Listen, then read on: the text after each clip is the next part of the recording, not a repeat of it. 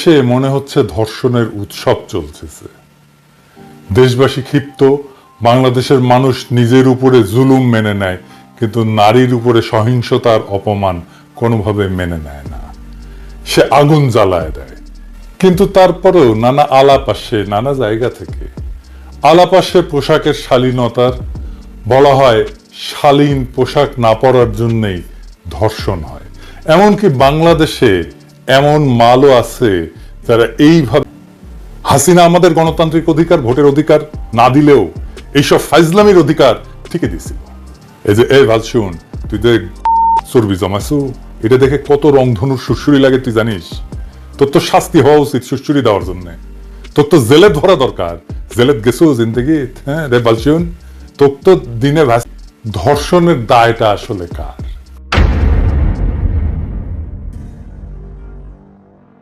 ধর্ষণের জন্য নারীর পোশাক দায়ী কি না, এই নিয়ে বিতর্ক বহুদিনের। ইসলামে ধর্ষণের জন্য দায়ী একমাত্র ধর্ষক।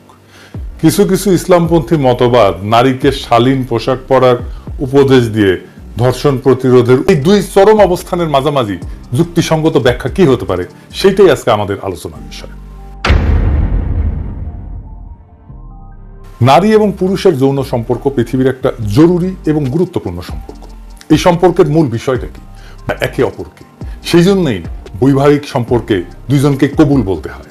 এখন একজন কবুল করলো না, সে কবুলিয়ত ছাড়া, সম্মতি ছাড়া সে যৌন সম্পর্ক করলো, সেখানে কি হইল?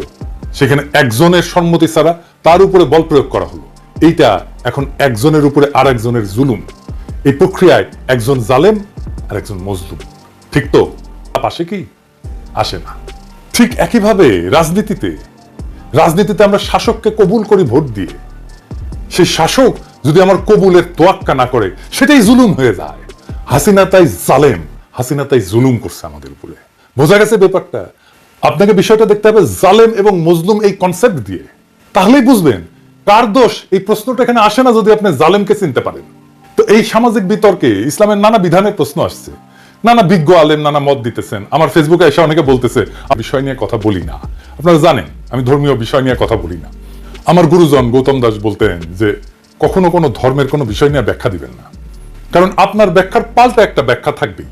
এইভাবে নানা ফেরকা তৈরি হয়।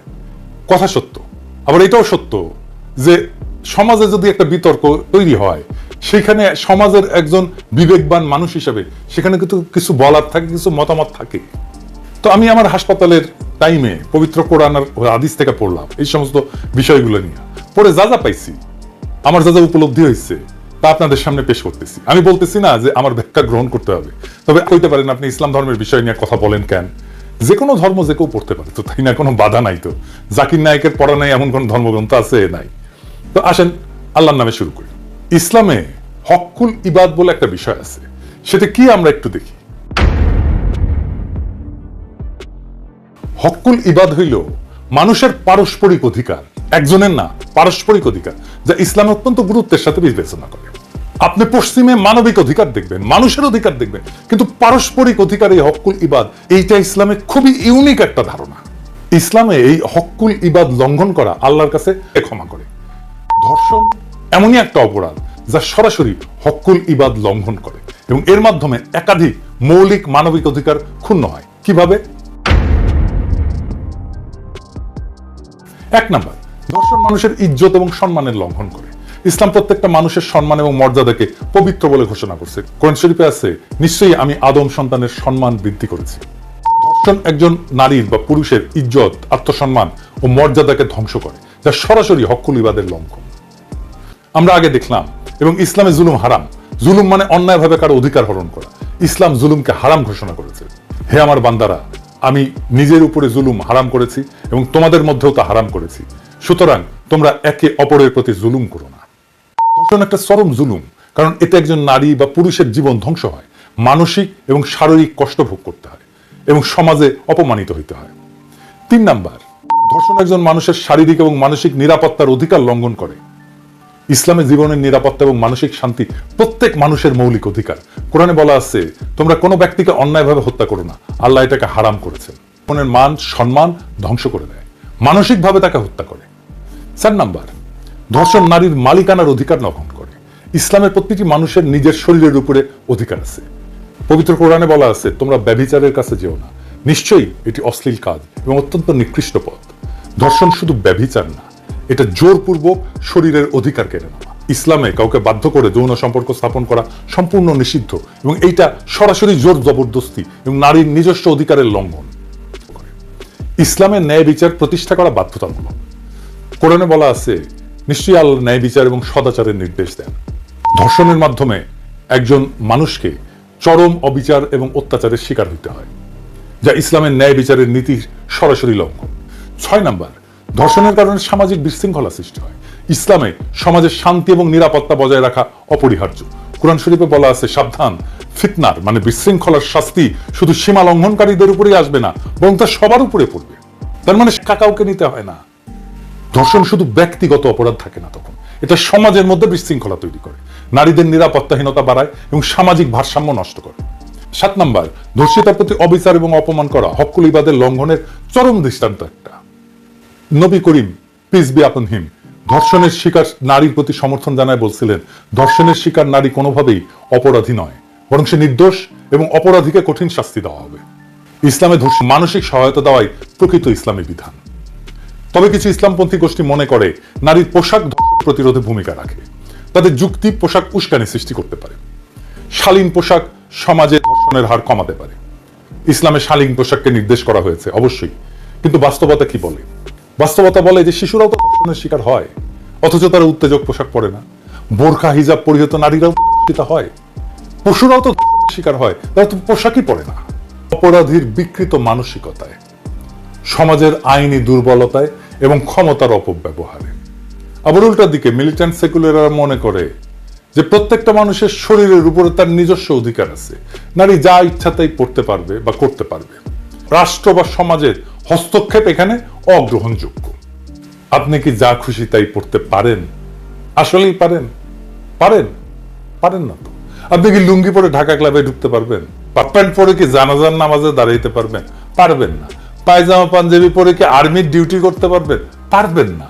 তো আপনি যা খুশি তাই পড়তে পারেন না, এখনই পারেন না। আপনি একটা পোশাক পরবেন বুঝলাম, কিন্তু ওই পোশাক তো দেখবে হাজার হাজার মানুষ। আপনি পোশাকটা তো পরছেন অন্যরা যেন দেখে, তাই তো। যে নিজ খুশিতে খাও, পর খুশিতে পরো। আমাদের শরীরের উপরে আমাদের আংশিক কর্তৃত্ব আছে, পূর্ণ কর্তৃত্ব নাই। পুরুষ বা নারীর শরীরের উপরে তার অধিকার আছে, কিন্তু সেটা সীমাহীন না। ব্যক্তি স্বাধীনতা থাকতে হবে, কিন্তু সেটা সামাজিক নীতির সাথে সামঞ্জস্যপূর্ণ হতে হবে। স্বাধীনতা মানে তো যা খুশি তা করা না। সমাজ এবং রাষ্ট্রের কিছু বিধান মেনে চলতে হবে। যেমন ধরে নিরাপত্তার জন্য তো আমরা ট্রাফিক আইন মেনে চলি। হকুল ইবাদ মানে একার অধিকার না, কিন্তু পারস্পরিক মানবিক অধিকার, এটা মাথায় রাখবে। আর একজনের অধিকারকেও আপনাকে রক্ষা করতে হবে। এই মিলিটেন্ট সেকুলাররা এইখানে আরেকজনের অধিকারের কথা ভুলে যায়, কিন্তু ইসলামে আপনার 2 জনের অধিকারের কথাই মাথায় রাখতে হবে। এটাই হকুল ইবাদ। শরীরের উপরে আংশিক কর্তৃত্বের যৌক্তিকতা কি, এটা দার্শনিক ব্যাখ্যা কি, আসেন এটা একটু বুঝে দেখি। যদি মানুষের শরীরের উপরে পূর্ণ অধিকার থাকে, তাহলে তো আত্মহত্যা করা বা মাদক গ্রহণ বৈধ হইতে হবে। তাই ব্যক্তির শরীরের উপর কিছু সীমাবদ্ধতা থাকা উচিত। ব্যক্তির স্বাধীনতা এবং সমাজের স্বার্থের মধ্যে ভারসাম্য দরকার। গবেষণায় দেখা গেছে যে শাস্তির নিশ্চয়তা, অর্থাৎ অপরাধী ধরা পড়বে এবং শাস্তি পাবে এই সম্ভাবনা যদি থাকে, সেটা অপরাধ প্রতিরোধে শাস্তির কঠোরতার চাইতে বেশি কার্যকর। 2001 সালে পল জেন্ড্রা উনি একটা গবেষণা করছিলেন। অনেকগুলো গবেষণা মিলে 50টা গবেষণাকে মিলে একসাথে উনি দেখছিলেন যে কি পাওয়া গেছে। এটাকে মেটা অ্যানালাইসিস বলে আর কি। তো এখানে প্রায় 3.5 লক্ষ অপরাধীর তথ্য বিশ্লেষণ করা হয়েছিল। গবেষণায় দেখা গেছে যে দীর্ঘ কারাদণ্ড অপরাধের পুনরাবৃত্তি কমায় না। বেশি দিন জেলে থাকলে সে তার অপরাধ প্রবণতা কমে না, বরং কিছু ক্ষেত্রে এর ফলে অপরাধী আরো বেশি পুনরায় অপরাধে জড়ায় পড়ে। এছাড়া মৃত্যুদণ্ডের কার্যকারিতা নিয়েও গবেষণাগুলো স্পষ্ট না। পৃথিবীর অনেক দেশ প্রমাণিত হয়নি, গবেষণায় প্রমাণিত হয়নি। যেই দেশে বিচারহীনতা থাকে, ইনসাফ না থাকে, সেই দেশের শাস্তিকে যতই কঠোর করা হোক না কেন, অপরাধ কমবে না। কারণ অপরাধী যে সে তো জানে যে সে পার পেয়ে যেতে পারে তার ক্ষমতা দিয়ে, তার টাকা দিয়ে। কঠোর শাস্তির চাইতে দরকার নিশ্চিত বিচার এবং ইনসাফ। আজ আমরা আসিয়ার গল্প শুনছি, আমরা দেখছি কিভাবে এই সমাজে জুলুম তার শিকার বিস্তার করছে, কিন্তু আমরা থেমে থাকবো না। আমরা যদি আমাদের মা বোনদের নিরাপত্তার জন্য, আমাদের ভবিষ্যৎ প্রজন্মের জন্য এখনই রুখে না দাঁড়াই, তবে আর কবে দাঁড়াবো? সমাজে বিচারহীনতার সংস্কৃতি যতদিন থাকবে ততদিন অপরাধীরা বেপরোয়া থাকবে। কিন্তু আমরা যদি ন্যায় বিচারের দাবি করি, যদি অপরাধীর বিরুদ্ধে সোচ্চার হই, তাহলে তাদের বিচার হবেই, আজ না হোক কাল হবে। ইতিহাস সাক্ষী, যখন মানুষ অন্যায়ের বিরুদ্ধে জেগে ওঠে তখন শাসক কিংবা কোনো শক্তিই তাদের দাবায় রাখতে পারে না। আসিয়া শহীদ হয়েছে, কিন্তু আমরা যারা বেঁচে প্রতিষ্ঠার লড়াই শুধু আসিয়ার জন্য নয়, এটা আমাদের প্রত্যেকটা মায়ের, প্রত্যেকটা বোনের, প্রত্যেকটা কন্যার নিরাপত্তার জন্য। আমরা কি সেই সমাজ চাই যেখানে আশ্রয় মেলে কিন্তু নির্যাতিতার ন্যায় বিচার মেলে না? নাকি আমরা এমন একটা সমাজ গড়তে চাই যেখানে নারী পুরুষ নির্বিশেষে সবাই নিরাপদে বাঁচতে পারে? আজকের আলোচনা এখানে শেষ না, বরং এটা শুরু। আমরা বিচার চাই, আমরা ইনসাফ চাই।